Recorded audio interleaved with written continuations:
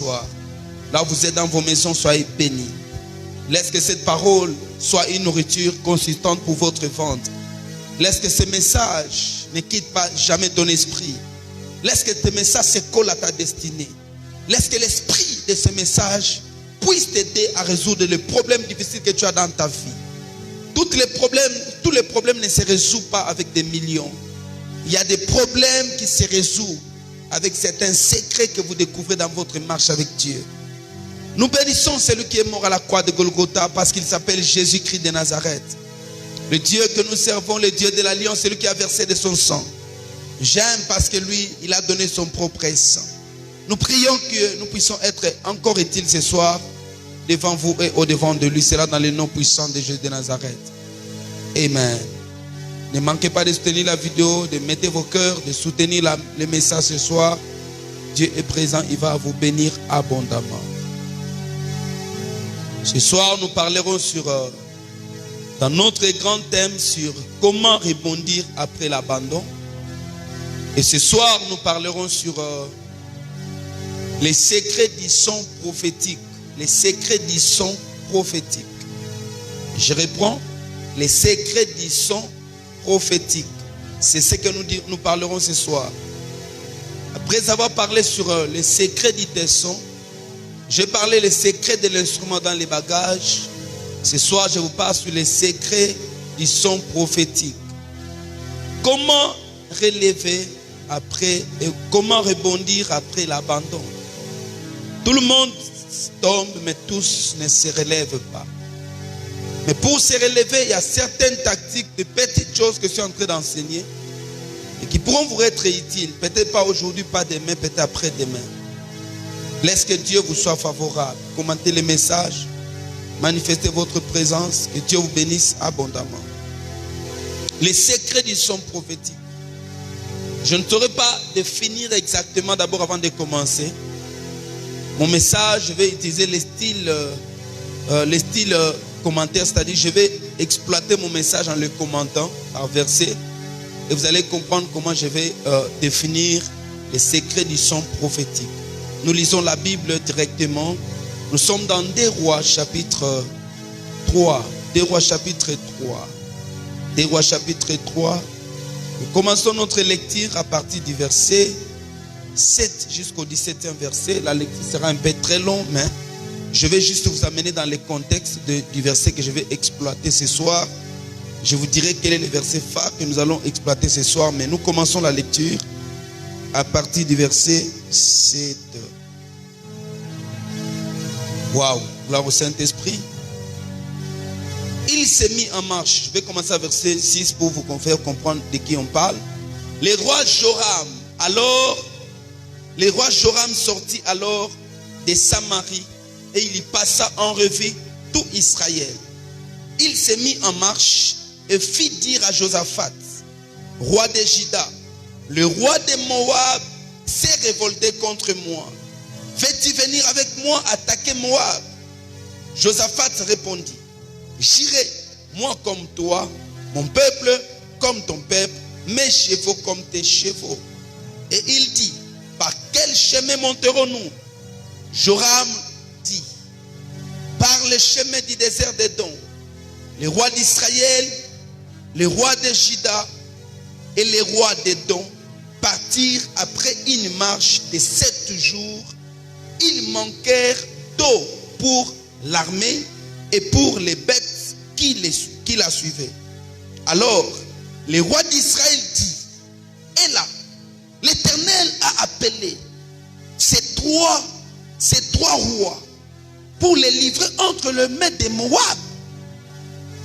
Josaphat dit, n'y a-t-il pas ici aucun prophète de l'Éternel par qui nous puissions consulter l'Éternel?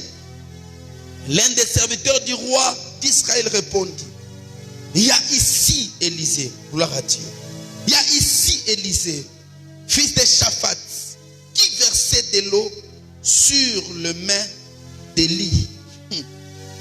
Et Josaphat dit, la parole de l'Éternel est avec lui. Les rois d'Israël et Josaphat, les rois d'Israël, Josaphat et les rois d'Édom descendirent auprès de lui. Élisée dit au roi d'Israël, qu'y a-t-il entre moi et toi? Va vers les prophètes de ton père et vers les prophètes de ta mère. Et le roi d'Israël lui dit, non, car l'Éternel a appelé ces 3 rois pour les livrer entre les mains de Moab. Élisée dit, l'Éternel des armées dont je suis serviteur est vivant.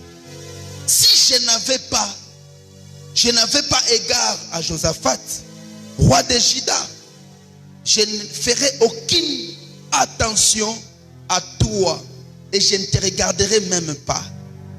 Et maintenant, amenez-moi un joueur de harpe.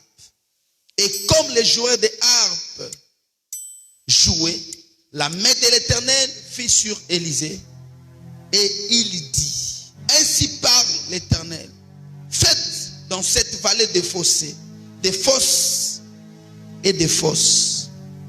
Car ainsi parle l'Éternel, vous n'apercevrez point de vent, vous ne verrez point de pluie, et cette vallée se remplira d'eau, et vous boirez, et vos troupeaux, et vos bétails. Mais cela est peu de choses aux yeux de l'Éternel. Il livrera Moab entre vos mains. Gloire au Saint-Esprit qui a fait cette bonne lecture avec moi. Gloire au Saint-Esprit, soyez bénis là où vous êtes. Je disais, les secrets du son prophétique. Les secrets du son prophétique. Bien-aimés, la Bible nous parle d'une histoire qui se passe en Israël. Après la mort de Salomon,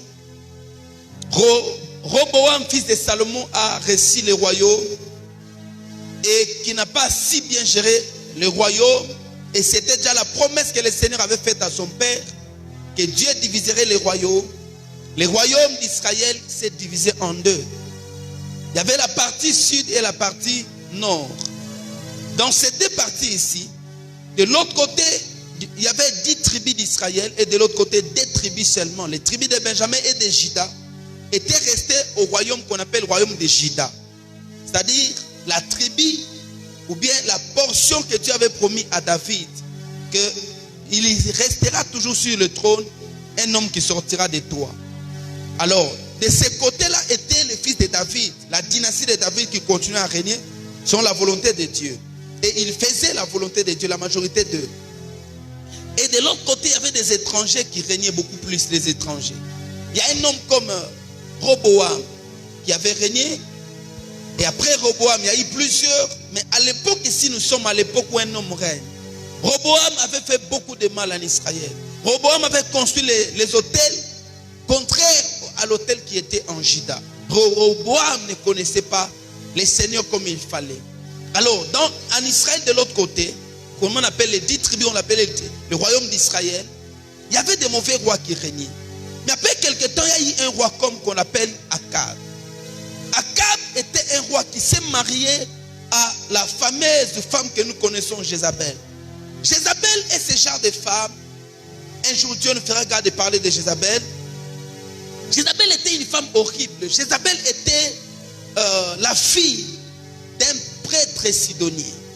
Jézabel, son père était prêtre de Sidon. Jézabel était parmi les races que Dieu avait interdit aux enfants d'Israël d'épouser. Et Jézabel elle-même était comme une princesse. Elle était une prêtresse. Quand elle est venue en Israël, elle a trouvé un roi qu'on appelle Akab. Et elle est venue avec les sacerdoces des Sidoniens. Elles se sont reliées avec Akab.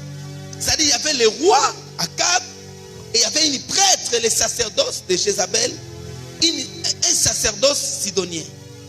Les 2 personnalités régnaient. Ils ont commis beaucoup de mal quand vous lisez les livres de un roi à la fin, 2 rois. Vous allez lire beaucoup de choses que Jézabel et Akab ont fait. Et Akab était la référence de l'iniquité en Israël. À chaque fois, un roi péchait, on disait, il a péché comme Akab. Akab il avait mis la barre très haut. Alléluia. La barre d'Akab était très haute. Akab avait élevé la barre sur ceux qui faisaient l'iniquité. En occurrence avec sa femme Jézabel. Ils ont tué Naboth. Ça continuait ainsi, Dieu les avait abandonnés. Dieu les a promis de les exterminer. Mais bien aimé, là où nous sommes, mais de l'autre côté, il y avait Josaphat. Josaphat était un bon roi. Il a accédé au trône très jeune. Il était de la descendance de David. Il était très bon. Parmi les rois qui ont servi Dieu en Israël, lorsqu'on parle de David, qui sont restés intègres à la voix du Seigneur, après qu'on ait parlé de David, Josaphat est parmi les 3 premiers qui ont fait de bonnes choses en Israël. Josaphat est ce roi-là qui avait restauré certaines choses en Israël. Il a marché selon les traces de David. Vous pouvez lire son histoire dans les livres des chroniques. Il était parmi les bons rois. Il était attaché à Dieu. À chaque fois qu'il avait un problème, il recourait à l'Éternel. Il cherchait à savoir quelle est la volonté de Dieu. Waouh, ça j'aime. Quelle est la volonté de Dieu? À chaque fois, il veut mettre un pas. Même s'il sent qu'il y a la réussite au-devant de lui, même s'il voit une bonne opportunité, Akab ne s'engageait pas. Akab cherchait. Comment? Josaphat ne s'engageait pas. Josaphat cherchait qu'est-ce que l'Éternel dit. Qu'est-ce qui se passe? Du côté de Juda, il y avait des rois en Juda. Mais Dieu a élevé un prophète horrible du côté d'Israël. C'est là où on tuait des prophètes. Élie a été malmené, mais Dieu élève encore l'un de ses fils qu'on appelle Élisée. Waouh! Élie était fatigué de ce que Jézabel lui faisait. Jézabel lui a promis la mort. Le plus grand prophète a pris fuite. Bien aimé, imaginez-vous devant la colère d'une femme, l'homme qui a résisté à plus de 850 faux prophètes était prêt à s'enfuir devant une femme. C'est-à-dire cette femme était horrible. Élie a dit à Dieu, le plus grand prophète qui faisait descendre le feu du ciel. Mais il dit à Dieu, prends-moi la vie parce que je suis fatigué. Voilà que Jézabel est derrière moi. J'ai prié pour toi que la femme Jézabel qui est derrière toi, que la main de Dieu s'élève. J'ai prié pour toi, homme de Dieu, qui passe ce temps-là où il y a une Jézabel qui s'est levée dans ton ministère, qui veut te rompre la tête. Je déclare sur ta vie que ta tête ne tombera pas. Laisse que Dieu de ta vie te vienne au secours. Que Dieu intervienne pour ta vie au nom de Jésus. Toi, ma soeur qui me suit maintenant, qui sent que je suis en péril parce que les choses ne sont pas bien dans mon environnement, dans mon mariage, que le Dieu de grâce s'élève et qu'il combatte pour ta vie. C'est ainsi que ça s'est passé en Israël, bien-aimé dans le Seigneur. La Bible dit ceci. Dieu a élevé à travers Élie un prophète qui s'appelle Élisée. Même si Élie était fatigué, mais à travers Élie, un homme est sorti. Cet homme s'appelle Élisée. Un jour, dans le texte que nous avons lu, les rois de Moab s'est révolté contre le roi d'Israël à qui il payait l'impôt, à qui il payait les tribus. Il s'est révolté parce qu'Akab, son père, qui était le plus grand roi, à qui on versait les tribus, était mort. Il a dit, je ne continuerai pas à faire ça chez son fils.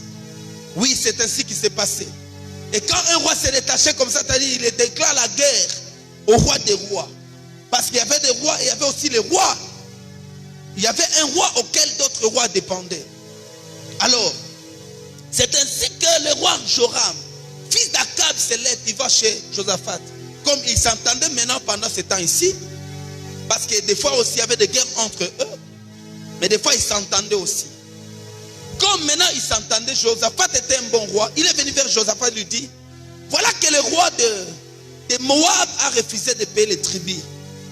Il a refusé de payer les tribus. Est-ce que peux-tu venir avec moi? Je vais aller combattre le roi de Moab, qu'il sache que je suis fort. C'est ainsi que Josaphat s'engage. Je l'avais dit, il a pris Josaphat, il a pris un autre roi, le roi d'Édom. Ils sont allés ensemble pour aller en guerre. Ils n'ont pas consulté Dieu, écoutez-moi très bien. Ils n'ont pas demandé la volonté de Dieu pour aller en guerre. Et même se sont engagés pour aller combattre le roi de Moab. Il a pris avec lui Joram, le roi d'Israël, Josaphat. Il a pris encore avec lui le roi de Moab, le roi d'Édom plutôt. Ils ont pris les chemins d'Édom, le désert d'Édom, pour aller combattre le roi de Moab. La Bible dit ceci. Pendant qu'ils allaient, ils ont fait 7 jours dans le désert Et pendant qu'ils marchaient dans le désert, il n'y avait plus d'eau, ni pour eux-mêmes, ni pour leur bétail. Tous, ils n'avaient plus d'eau. Bien-aimés, les hommes disent l'eau c'est la vie. Comment une armée peut livrer des batailles si cette armée n'a plus d'eau? Comment les montures pourront continuer à marcher s'il n'y a plus d'eau? Il n'y avait pas d'eau dans le désert pendant 7 jours. Mais écoutez-moi, ce n'est pas Josaphat qui parle maintenant. Qui avait une relation avec Dieu? C'est celui qui n'avait aucune part avec Dieu qui s'élève, le roi d'Israël, qui dit, ah, comment ça? Et là, est-ce que Dieu a-t-il amené ces 3 rois dans le désert pour les faire mourir de soif? C'est pas possible. Vous entendez son insolence? Il dit, comment Dieu a-t-il amené nous les rois? C'est comme si Dieu était son petit frère. C'est comme si l'Éternel était un Dieu fait des maisons, des hommes. Bien aimé, Dieu n'est pas un Dieu que tu dois dicter. Très souvent, les gens qui n'ont pas de relation avec Dieu sont des gens qui prennent Dieu en mal, qui élèvent la voix devant Dieu.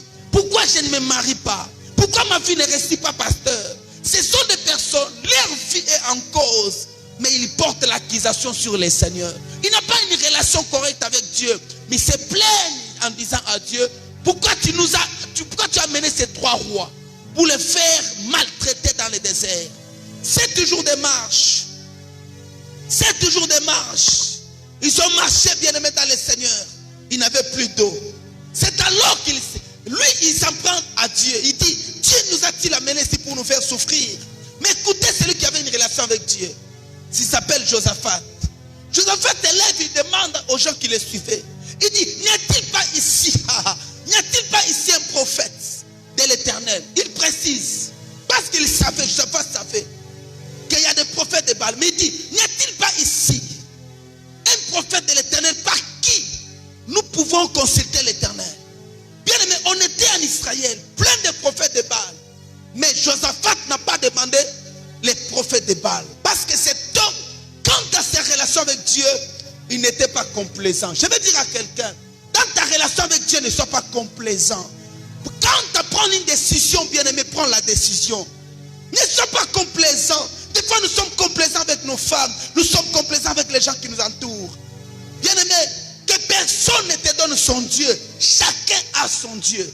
Chacun a son Dieu quand nous marchons avec Dieu. Ce n'est pas parce que l'autre consulte les prophètes, les faux prophètes, moi aussi je consulterai. Bien sûr, Josaphat était dans son territoire, mais il n'a pas cédé à vouloir considérer les dieux que Joram invoquait. Il dit, n'y a-t-il pas ici un prophète de l'Éternel par qui nous pourrons consulter les dieux? Écoutez, il avait dit l'un des serviteurs du roi, l'un des serviteurs de Joram. Il dit maintenant au roi Josaphat qu'il y a ici un homme, il s'appelle Élisée. Il y a ici un homme, il s'appelle Élisée. Celui-là versait de l'eau entre les mains d'Élie. Il n'identifie pas Élisée comme prophète. Cet homme-là, nous le reconnaissons parce qu'il a été auprès d'un prophète qui s'appelait Élie. On te reconnaît pour avoir servi qui? On reconnaît Josué pour avoir servi Moïse. On reconnaît Pierre pour avoir servi Jésus. Mais toi, on te reconnaît pour avoir servi qui? La Bible dit, il y a ici Élisée qui versait de l'eau. Qui versait de l'eau entre les mains d'Élie. Élisée n'était pas prophète. Élisée ici, on l'identifie comme un verseur d'eau entre les mains d'Élie. Parce que devant le Père, un fils n'a pas de titre. Que Dieu bénisse quelqu'un qui m'entend ce soir. C'est ainsi que Josaphat, ils sont allés, il a pris les 3 rois, ils sont allés vers Élisée.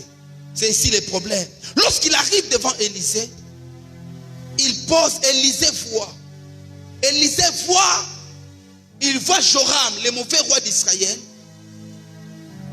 qui ses parents ont servi le Baal et Astarté, qui son parent était un politicien bizarre qui a maltraité les prophètes, qui a même maltraité son père, qui sa maman était une prêtresse des Sidoniens, une prêtresse de Baal et Astarté. Ils ont construit les mausolées, des hôtels, des temples Astarté à Baal. Élisée retourne, il voit Joram. Élisée s'exclame. Quel est le verset en question? Élisée s'exclame. Écoutez ce que la Bible dit. Élisée lui dit: Qu'y a-t-il entre moi et toi? Qu'y a-t-il entre moi et toi? Va vers le prophète au verset 13. Va vers le prophète de ton père et vers le prophète de ta mère. Il dit: Qu'y a-t-il entre moi et toi? Là, il dit à qui? Au roi d'Israël. Il dit: Qu'y a-t-il entre moi et toi? Va vers le prophète de ton père et de ta mère. Ne viens pas vers moi. Parce que vous ne servez pas Dieu. Combien de personnes aujourd'hui qui n'ont aucune relation avec Dieu, mais qui vont consulter les prophètes de Dieu, qui vont consulter les prophètes de Dieu comme si les prophètes de Dieu étaient des féticheurs? Combien de personnes ici ne s'occupent même pas de Dieu, mais qui veulent des prophéties? Combien de gens qui viennent dans nos églises juste parce qu'ils veulent qu'on prophétise sur leur vie? Ça, c'est la race de ce roi d'Israël. Mais la Bible dit, le roi qui dit à Élisée: non, ton Dieu nous a amenés dans le désert pour nous faire tuer. Nous avons marché 7 jours sans de l'eau. Bien aimé, quand il a pris la décision de s'engager dans la guerre, il n'a pas consulté les prophètes. Plusieurs personnes sont comme ça.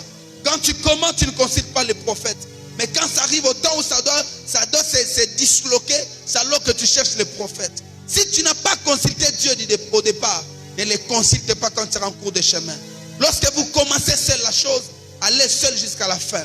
Dieu, on ne le consulte pas à la fin. Dieu, on le consulte dès le début si tu le connais très bien. C'est ainsi qu'Élisée était énervé. Élisée était énervé contre le roi d'Israël. Je dis bien, Élisée était énervé. Mais quand Élisée était énervé, Josaphat se lève, il supplie Élisée.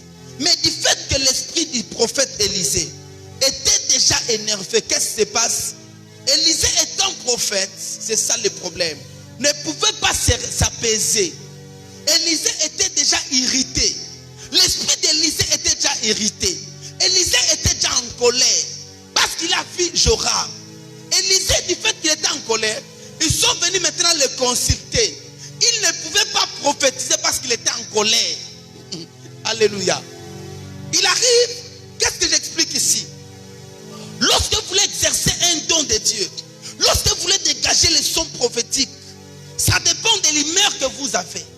Ça dépend de votre attitude. Dieu dit à Caïn, l'irritation, la colère est dans ta porte. Domine sur cette irritation-là. Alléluia.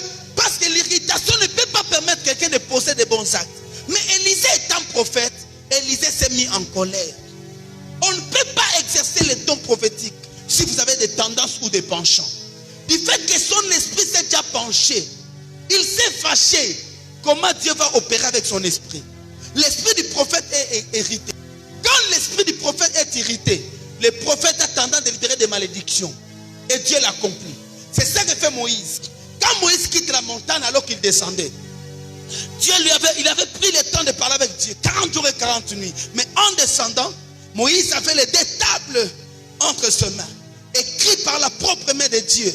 Mais quand il descend, il regarde dans la foule, les gens sont en train de danser, de chanter, ils adorent qui? Ils adorent un veau d'or. Mais pendant qu'il faisait ceci, Moïse s'irrita. Moïse s'énerva. Qu'est-ce que Moïse a fait? Il a pris les 2 tables de l'alliance, il a jeté par terre et il a cassé. Moïse a pris le veau d'or, il a mis au feu. Il a mis au feu, il a mis la poussière, la cendre dans l'eau. Il a fait boire les enfants d'Israël la coupe de la malédiction. Parce que le prophète est en colère. Le prophète ne peut pas prophétiser si son esprit n'est pas correct. Il arrive le temps de vous libérer des bénédictions. Qu'est-ce qu'Isaac dit à Isaac dit à Ésaü? Fais-moi aimer que je mange, en fait que mon âme te bénisse. Il dit, je vais manger, c'est moi qui mange, mais mon âme va te bénir. C'est comme si, entre Isaac et l'âme, il y a 2 personnes. Oui. Entre l'homme et l'âme, il y a 2 personnes. Ton corps peut être disponible, mais ton âme n'est pas disponible. Et c'est ce qui se passe avec Élisée. Élisée voulant prophétiser, mais il était déjà irrité. Lorsqu'on est irrité, on ne peut pas se relever. Lorsque vous êtes en colère, on se relève. Parce que pourquoi la Bible dit ceci? Quand vous êtes en colère, que le soleil ne se couche pas sous votre colère. Parce que Dieu sait que pendant la nuit, Dieu travaille avec ses enfants. Évitez l'esprit de colère lorsque vous êtes quelqu'un que Dieu utilise à tout moment. Un homme que Dieu utilise entre ses mains, vous êtes comme un véhicule. Alors que quand vous êtes en panne, Dieu vous n'utilise pas. Élisée était en panne parce qu'Élisée était irrité. Son esprit était irrité. Il ne peut pas prophétiser. Ne peut pas se disponible pour recevoir un message. Mais écoutez, ce que j'appelle les secrets du son prophétique. Qu'est-ce qu'Élisée fait? Élisée maintenant, son corps voulant prophétiser, mais comme il était déjà en colère, vous savez, il arrive des temps où vous voulez frapper. Tu veux frapper, mais tu sens comme si je ne frappe plus. Maintenant, tu veux, comme on dit à Lingala, au Mamoto. Mais tu n'arrives pas au Mamoto. Ton esprit est déjà en colère. Qu'est-ce que tu fais? Tu te calmes un peu. Maintenant, quand tu te calmes, tu veux éteindre le feu, mais ça n'arrive pas. Ton esprit est déjà monté. C'est là où l'esprit du prophète était. Maintenant, qu'est-ce qu'il fait? Il dit, amenez-moi un joueur de harpe. Waouh.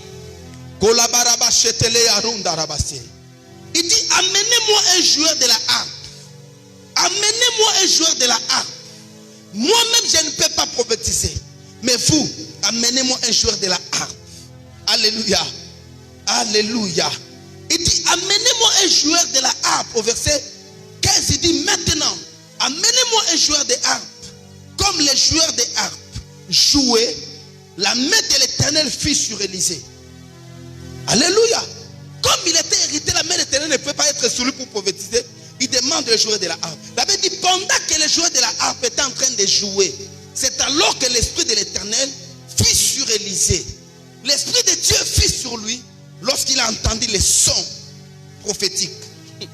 Lorsqu'il a entendu les sons prophétiques. Quand il entend les sons prophétiques, c'est alors que l'esprit de Dieu les saisit. Ça dit quoi? Les sons prophétiques a réanimé son esprit. Les sons prophétiques a réanimé l'esprit d'Élisée. L'esprit du prophète, en entendant un son, a été réanimé. Il ne vous arrive pas, vous êtes malade, ou bien vous avez des problèmes. Lorsque vous entendez juste un son, vous sentez comme si ça vous réarrose encore. Vous sentez comme si l'espoir est en train de naître. Bien aimé, je vais dire à quelqu'un, il y a un pouvoir, il y a une puissance, je le sens maintenant. Il y a une puissance que les sons dégagent. J'ai dit, il y a une puissance que les sons dégagent. Au commencement, Dieu n'avait rien. Au commencement, Dieu n'avait pas d'arbre. Au commencement, il n'y avait pas. Au commencement, Dieu était mais vide. Mais la Bible dit, Dieu entrant dans les néants, il commence à libérer un son. Il dit que la terre soit. Et la terre fit. Quand Dieu regarde, il y avait du noir. Dieu dit que la lumière soit. Et la lumière fit. Quand Dieu regarde, il n'y avait pas des eaux. Il dit, il déclare pour que les choses qui devaient être dans les eaux puissent être là. Bien aimé, pourquoi? Parce que Dieu a dégagé les sons prophétiques. Les secrets du son prophétique, vous passez au moment des plus difficiles. Vous allez dans une retraite, tu as envie de prier, mais ça ne vient pas. Il arrive que tu es en colère en train de travailler. Mais pour se relever de ta colère, il y a des sons qui activent les prophétiques. Vous devez apprendre, bien aimé, ce soir, et à réanimer vos esprits. Enfants de Dieu, écoutez-moi. Vous qui exercez la grâce de Dieu, vous qui opérez dans le prophétique, vous qui avez des dons spirituels, les dons spirituels ne fonctionnent pas dans l'irritation. Sous la colère et l'irritation, elles sont le plus grand ennemi qui étouffe les hommes spirituels. Certaines personnes peuvent voir, ils commencent à opérer dans un don. Mais Dieu, vous avez du mal à opérer dans un don si vous êtes un homme colérique. Moïse était irrité à tout moment parce que c'était un héritage qu'il a eu de Lévi, son père, qui avait une colère maudite. Moïse, ce qui a tué Moïse, ce n'était pas l'impudicité. Ce n'était pas parce qu'il a épousé Séphora. Mais ce qui a tué Moïse, c'est parce que Moïse était un homme colérique. Combien de femmes, vous avez la grâce de Dieu, vous exercez le don du Saint-Esprit, mais vous êtes des personnes colériques, vous êtes des hommes irrités. À tout moment, l'irritation se couche à votre porte. L'irritation se couche à votre porte. Pour réanimer maintenant ça, vous avez besoin du son prophétique. Et quand Élisée a entendu ce son, le son prophétique a réanimé son esprit, afin qu'il prophétise. C'est comme ça qu'il a commencé à déclarer. Il dit, l'Éternel dont je suis serviteur est vivant. Il se présente maintenant, pas comme celui qui versait l'eau entre les mains d'Élie, mais il dit, l'Éternel dont je suis serviteur est vivant. Pourquoi? Parce que son esprit a été réanimé. Lorsque votre esprit se réanime, c'est alors que Dieu vous requalifie maintenant. Si tu as le don, Dieu requalifie ton don. Les sons prophétiques réactivent, actualisent actualise les choses qui sont en nous. Actualise même les promesses de Dieu sur vous. Je ne sais pas qu'est-ce que je peux vous dire encore sur ça. Il arrive que vous ne croyez plus aux promesses de Dieu sur votre vie. Il arrive que vous en avez marre de toutes les prophéties qu'on vous a données. Il arrive que vous ne croyez même plus à vos sacrifices. Vous ne croyez même plus aux prières que vous avez faites. Il arrive que vous ne croyez plus au Dieu qui vous a dit que je ferai de toi. Il arrive que vous ne croyez plus au Dieu qui t'a dit je rendrai ton nom grand. Il arrive que tu ne crois plus au Dieu qui t'a oint. Il arrive qu'on ne croit plus à ces choses. Il arrive, bien-aimé. Il arrive que vous êtes au bout de vos forces. Vous dites, dans quoi je me suis emballé? Pourquoi j'ai démissionné? Pourquoi il arrive que ça ne marche plus? Il arrive que tu te dis, pourquoi je me suis marié? Pourquoi je suis dans ce mariage? Pourquoi j'ai aimé cet homme ici? Il arrive, la vie semble être une prison. Vous dites, pourquoi je suis dans cette église? Pourquoi j'ai commencé à servir Dieu? Il fallait que je vive ma vie. Pourquoi j'ai arrêté les études à cause de ces choses ici? Il arrive qu'on en a marre. Parce que l'âme est irritée. Quand les promesses se tardent, l'âme est irritée. Dieu vient devant Abraham. Il lui dit ceci. L'enfant qui sortira encore de toi, de tes entrailles. Abraham dit, Seigneur, arrête. Qu'Ismaël vive seulement. Qu'Ismaël vive. Arrête de me promettre. Je ne sais pas si vous arrivez. Abraham, on l'appelle père dans la foi. Mais voilà à quel point il arrive. Il dit à Dieu, Dieu lui dit, l'enfant qui sortira de tes entrailles, il dit à Dieu, niette. Qu'Ismaël vive. Qu'Ismaël vive. Pourquoi Abraham dit ça? Il sait que même si tu n'es pas prêt à accomplir ce que tu m'as dit, laisse-moi tranquille. Je ne sais pas si ça vous arrive aussi.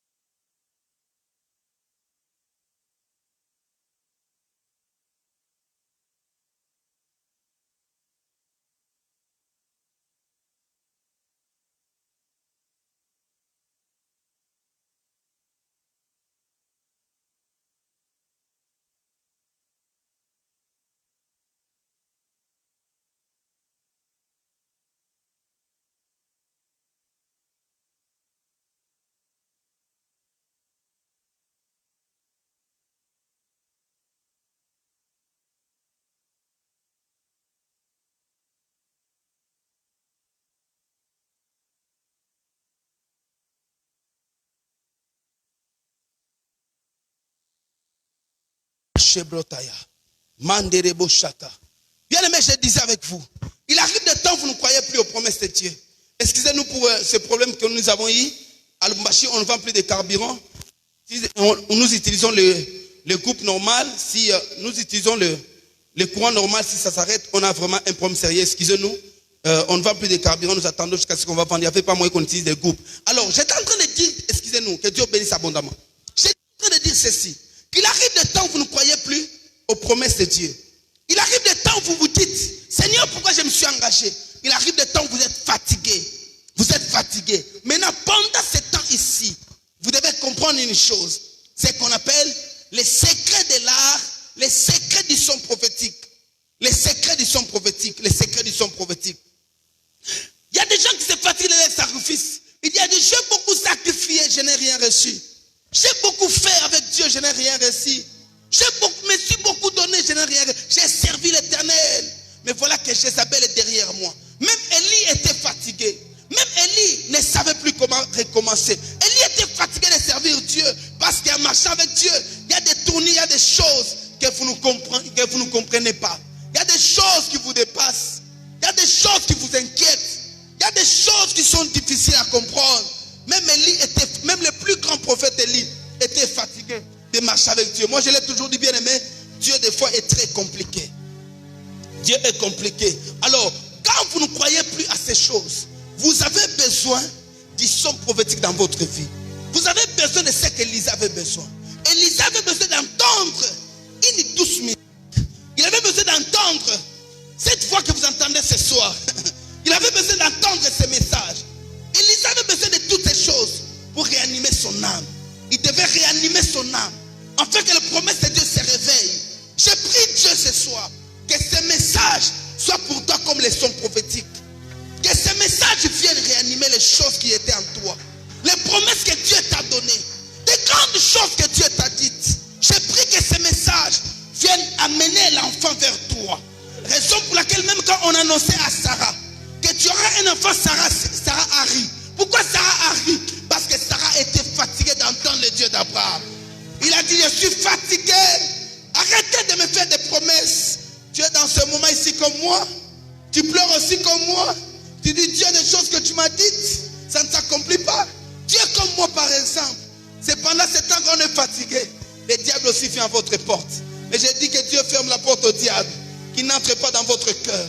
Alors pour que le diable n'entre pas dans votre porte, vous avez besoin du son prophétique. Vous avez besoin du son prophétique pour réveiller votre âme. Écoutez. Ces sons prophétiques n'étaient pas dégagés par autre chose. Ces sons prophétiques étaient les fruits de ce qu'on appelle la harpe. Les sons prophétiques étaient les fruits de ce qu'on appelle la harpe. C'est la harpe qui devait réveiller les sons prophétiques. C'est la harpe qui dégage, j'ai dit bien la harpe, qui devait dégager les sons prophétiques. La harpe était l'instrument de musique mystérieux que David possédait. David ne l'a pas eu quand il est devenu roi. David l'a eu même quand il était derrière les brebis. David dans la forêt, pendant que Dieu l'inspirait des chants, David avait sa harpe. Raison pour laquelle un jour, les serviteurs de Saoul passaient. Il a entendu quelqu'un qui dégageait les sons prophétiques alors qu'il était malade. Il a été guéri ce jour. Pour cela, le jour où Saoul était malade, ses serviteurs s'est rappelé. J'ai entendu un son qui m'a guéri.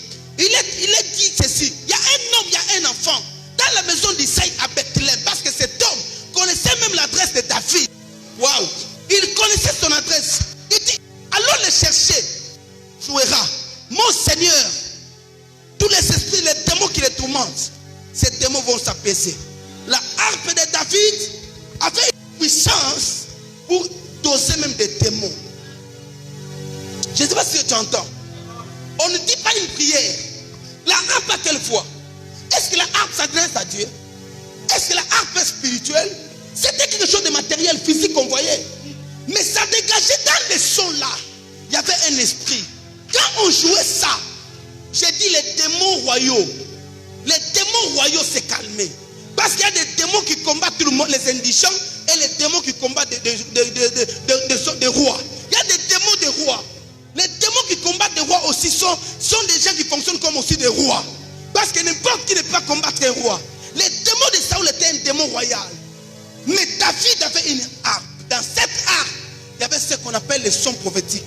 Pendant qu'il jouait, les démons fuyaient. J'ai prié Dieu que tout ce que tu possèdes comme message, que tu possèdes comme grâce, que tu possèdes comme don et comme talent, que Dieu mette à l'intérieur les secrets du son prophétique. Karabashi Lebosaya. Cette harpe dégageait les sons. Il y avait une puissance. Il y avait une puissance dans l'harpe. La harpe de David. Écoutez ce que David dit. Nous sommes dans le psaume, chapitre 57, verset 8. Ça j'aime. J'ai dit ça j'aime, ça j'aime. Je ne sais pas si tu aimes avec moi. Ça j'aime. Psaume chapitre 57, verset 8. David dit ceci. Réveille-toi. Réveille-toi mon âme. Il dit quoi? Mon âme. Il dit réveille-toi. Réveille-toi mon âme. Réveille-toi. Réveille-toi ma âme. Il dit réveille-toi mon âme. Réveillez-vous mon lit et ma harpe. Je réveillerai l'aurore. Ces versets, je vais l'interpréter. David dit réveille-toi. Réveille-toi mon âme. Il dit réveillez-vous mon lit et ma harpe. La harpe en lingala c'est l'Eli Kembe. Réveillez-vous mon lit et ma harpe. Il a joué ensuite, il dit je réveillerai l'aurore. C'est-à-dire quoi? Si ma harpe et mon lit se réveillent, ces choses ont la capacité de réveiller mon âme. Et quand mon âme se réveille, l'aurore se réveille aussi. L'aurore, c'est quand il fait noir. Quand tout est noir dans la vie, vous avez besoin de quoi? De l'aurore. Quand tout ne fonctionne plus, vous avez besoin de l'aurore. Mais l'aurore ne se lève pas si on ne l'excite pas. Il n'y a que vous des amateurs, il n'y a que vous des profanes qui pensez que le soleil se lève de soi. Vous pensez que le soleil se lève de soi. Non, non. Le soleil ne se lève pas de soi. Une télévision ne peut pas s'allumer si on ne l'allume pas. Si toi tu ne vois pas, il y a quelqu'un qui allume la télévision. David dit ceci. Lorsque l'aurore se réveille, il y a quelqu'un qui réveille l'aurore. Qu'est-ce qui réveille l'aurore de David? C'est la harpe. Donc quand David dit, réveille-toi ma harpe, quand David joue sa harpe très tôt matin alors qu'il fait nuit, à 4 heures, quand il commence à jouer sa harpe, automatiquement, l'aurore aussi commence à s'élever. Quand l'aurore se lève, quand l'âme de David voit la lumière, l'âme a maintenant de l'espoir. Pourquoi les gens meurent? Quand vous ne voyez pas l'espoir. Mais qu'est-ce qui vous donnera l'espoir s'il n'y a pas l'arbre qui se joue? Raison pour laquelle vous remarquerez, même dans le monde occulte, dans leur temple, très tôt matin à 4 h ou à 5 h, ils font quoi? Vous allez entendre qui? Rababa, la malala, ala, ala, ala, dia, marabe, ala. Pourquoi ils font ça? C'est toi qui penses que c'est juste l'équipe matinale. C'est toi qui penses que c'est l'équipe matinale. Ils savent que ce n'est pas l'équipe matinale. Ils sont en train d'exciter l'aurore. Et comme ils travaillent en collaboration avec les diables, ils sont en train de polluer l'atmosphère. Ces cris-là, ils polluent l'atmosphère. Ils sont en train de bouger les choses. Ils volent les promesses que Dieu vous a données la nuit. Parce que la Bible dit quoi? Les enfants de Dieu, Dieu les bénit pendant qu'ils dorment. Pendant que tu dors, quand tu te réveilles, ne te réveille pas seul. Réveille-toi avec ta harpe. Il y a des gens qui dorment jusqu'à minuit. Vous dormez jusqu'à 12 heures. Réveille-toi d'abord très tôt, comme David. Commence à réveiller l'aurore. Commence à jouer ta harpe. Waouh, waouh, waouh, waouh. David dit, quand je fuyais Saoul, alors que j'étais dans des grottes, je faisais quoi? J'ai joué ma harpe. Parce qu'il voyait les années passer. La promesse d'être roi ne venait pas. Il fait quoi? Il est en train de jouer. Chaque matin, lisez le psaume chapitre 77. David dit quoi? Il dit chaque minuit, à minuit je réfléchissais et je chantais des cantiques à l'Éternel. À minuit. Pourquoi il faisait ça la nuit? Il faisait ça pour réveiller l'aurore. Il est temps, bien aimé, de dégager les sons prophétiques. Quand votre âme est dans le désespoir, jouez un son prophétique. Les sons prophétiques font que la lumière jaillisse. La Bible dit pendant qu'il était nuit, Jacob s'est battu avec un homme qu'on appelait l'Éternel. Un homme a lutté avec lui. Mais quand Jacob s'est réveillé le matin, Jacob passait Péniel. Le soleil aussi apparaissait. Je prie, pendant que toi tu vas te lever, il y a le soleil qui se lève. Le soleil bien-aimé que tu vois, le soleil quand il se lève avec vos promesses. Le soleil se lève avec des ordres. Chaque matin, commencez à commander au matin. Par quoi? Par les sons prophétiques. Même quand la nuit, le matin, fais un effort. Même quelques minutes, lève-toi, parle à Dieu. Commande, ne prie pas au soleil. Commande au soleil. Pour cela, les initiés dans le monde de Satan font quoi? Et parlent au soleil. Ils parlent au soleil. Bien aimé, c'est vous qui pensez que le soleil sort de soi. Le soleil de soi. Le soleil pour sortir, il y a quelqu'un qui excite le soleil. Toi aussi, commence à exciter ton soleil. Alors qu'il était minuit, cet homme a vu l'aurore, il a dit à Jacob quoi? Laisse-moi partir. Si Jacob ne le laissait pas, cet homme n'allait pas activer l'aurore. Vous devez combattre avec Dieu. Libérez des sons prophétiques dans votre vie. Hey! Aïe! Ya, ya, ya, ya, ya, ya, ya. Les sons de la harpe réveillent l'aurore. Si tu ne réveilles pas ta harpe, ton âme sera endormie. Tu ne verras jamais la lumière. Si tu ne réveilles pas ta harpe, ton âme sera endormie. Tu ne verras jamais la lumière. Mais pour réveiller la harpe, il faut que un son se donne. Alléluia. Écoute ce que David dit de la harpe. Psaume chapitre 49, verset 4. Jusqu'au verset 5, il dit quoi? Je prête l'oreille aux sentences qui me sont inspirées. Les sentences ici ne sont pas, comment on dit? Les sentences, quand on dit des sentences, ce n'est pas un jugement qu'on donne, qu'on prononce. Non, non. Quand il dit des sentences, c'est-à-dire des ordres qu'il recevait. David dit, je prête l'oreille aux sentences, c'est-à-dire aux ordres, aux choses que Dieu me dit. Qui me sont, parce qu'il dit, je prête l'oreille aux sentences qui me sont inspirées. Alors il dit, j'ouvre mon chant au son de la harpe. J'ouvre quoi? Mon chant au son de la harpe. Il dit au verset 5, pourquoi craindrais-je au jour du malheur, lorsque l'iniquité de mes adversaires m'enveloppe?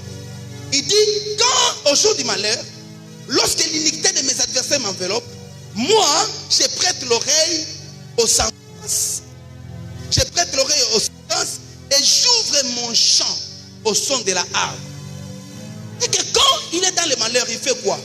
Il ouvre la bouche et il dégage les choses qui lui ont été inspirées la nuit. choses quand vous dormez qui vous sont inspirées. Maintenant, quand vous vous réveillez, vous devez ouvrir votre bouche pour libérer les sons de la harpe. Ok? La harpe n'est rien d'autre que votre âme. Si votre âme est endormie, sachez bien que vos promesses aussi s'endorment. Si vous ne prenez plus soin de vos promesses, ça va s'endormir. Comment vous réveillez vos promesses? Souvenez-vous même des choses que Dieu vous a dites. Chaque moment quand vous priez, rappelez-vous de ce que Dieu vous a dit. Comprenez ça et croyez en ça. Courez vers ce que Dieu vous a dit. Proclamez cela de votre bouche. Dis à Dieu, tu m'as dit un jour que tu vas me lever. Je sais que tu me lèveras. Lorsque vous ne proclamez pas, c'est-à-dire que vous ne libérez pas le son de la harpe. Une bouche fermée est une destinée morte.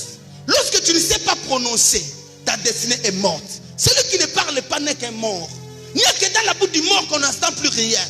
Mais David dit, tant que je vivrai, je célébrerai l'Éternel. Il dit, tant que je serai en vie, je louerai l'Éternel. Alors que je serai vivant, je parlerai des promesses de Dieu. Je proclamerai. Est-ce que vous proclamez ceux qui sont en vous? Les promesses sont comme le soleil. Ça ne se réveille pas comme ça. Il faut qu'il y ait quelqu'un qui veille sur ça. Lorsque vous oubliez vos promesses, le monde spirituel les oublie. Même quand vous passez dans la vallée de l'ombre et de la mort, dites avec vous que je ne crains aucun mal, car sa houlette et son bâton me rassurent. Proclamez ces choses même quand vous manquez. Même quand vous manquez de pain, proclamez que l'Éternel est mon berger. Je ne manquerai de rien. Cet homme a manqué. Il a mangé même le pain réservé au sacrificateur. Quel risque! Mais il dit un jour, l'Éternel est mon berger, je ne manquerai de rien. C'est vous que David ne manquait pas. David manquait, mais dans sa bouche, il confessait, il proclamait, il libérait les sons prophétiques. Libérez les sons prophétiques sur votre mariage. Libérez les sons prophétiques sur votre église. Même quand votre église est vide, libérez les sons prophétiques. Je me vois en train de prêcher au milieu de personnes. Je me vois en train de prêcher au milieu de personnes au nom de Jésus de Nazareth. Libérez les sons prophétiques. Ne mourrez pas la bouche fermée. Une bouche fermée est une destinée. David dit, je ne craindrai rien au jour du malheur. Lorsque l'iniquité de mes adversaires m'enveloppe, moi David, je prête l'oreille aux sentences qui me sont inspirées. J'ouvre ma bouche au chant du son de la harpe. Ouvrez votre bouche, parlez. Vomissez ce que Dieu a mis en vous. Comment est-il possible que les sons de David pouvaient refouler les démons? Parce que les sons de la harpe de David dégageaient une force. Ça dégageait un esprit. Ça dégageait une puissance. Les sons prophétiques peuvent être un chant. Peut être un chant. Les chants seulement, Zembo, les chants. Mwimbo. Les sons prophétiques peuvent être un chant. Quand je parle du chant, ce n'est pas savoir chanter. Il y a ce qu'on appelle musicien. Il y a ce qu'on appelle chantre. Un chantre n'est pas un musicien. Un chantre est un chantre. Le chantre n'a pas besoin d'une belle voix. Le chantre a besoin du son de l'âme. Alors, quand un chantre chante, vous entendez le son de l'âme. Quand un musicien chante, il a une belle voix. Il a de belles paroles. Mais quand un chantre chante, c'est le son de l'âme qui ressort. C'est pourquoi dans les temples, il n'y avait pas de musiciens. Il y avait des chantres. Quand on dit les chants, c'est ce qui sort de vous. David était un chantre agréable de l'Éternel. Alléluia. Lorsqu'un chantre chante, un chantre libère des prédications. Le chant d'un chantre, ce sont des prédications. Ça ne vous fait pas danser, ça passe. Ça reste dans votre mémoire. Ça se colle à votre âme. Il y a un homme qui est mort dans ce pays. Cet homme a chanté. Même jusqu'à aujourd'hui, on chante ces chants. Vous sentez que ça reste dans votre âme. Ce sont des chefs-d'œuvre parce que c'était plus que des prédications, plus que des messages. Les chantres restaurent le culte. Les chantres ne viennent pas pour vous animer. Les chantres est un restaurateur du culte. On en parlera, Dieu nous fera grâce. Quelqu'un me dit Amen. Les sons prophétiques, c'est-à-dire si c'est un chant, même la nuit bien aimée à tout moment, vous devez apprendre à chanter. Ça me donne plusieurs personnes qui entrent en prière. Tu pries seulement, tu pries toi-même, non. À un moment donné, commence à chanter. Pour dégager les sons prophétiques, il y a des gens qui ont besoin de ça. J'aime ça. J'aime ça. J'aime ça. Chantez. Chantez. Laissez votre âme s'exprimer. Écoutez la musique, c'est bien. Mais chantez vous-même. Exercez-vous au chant. Ce n'est pas une belle voix. C'est parce qu'on t'a découragé. C'est comme ça que tu ne chantes pas. Non. Chantez. C'est vous-même qui chantez les sons de ce que vous sentez en vous. À chaque fois que je chante, je sens des choses couler en moi. Il n'y a pas un moment qui m'aide que quand je prie. Je peux être là en train de faire un travail. je suis en train de chanter. Quand je chante, je me sens connecté à Dieu. Je chante moi-même. Des fois, je fabrique, j'invente des chants moi-même. Mais quand je sens ton âme collée à ça, est-ce que dans vos moments de prière, vous chantez? Les sons prophétiques peuvent être un chant. Quand vous l'écoutez, votre ciel s'ouvre. Quand vous l'écoutez, l'intimité vient. Puisqu'une prédication d'Israël, ce que tu entends, les chants prophétiques, ça vient de ton âme. Les chants prophétiques peuvent être un instrument de musique, comme David l'avait. Un instrument de musique.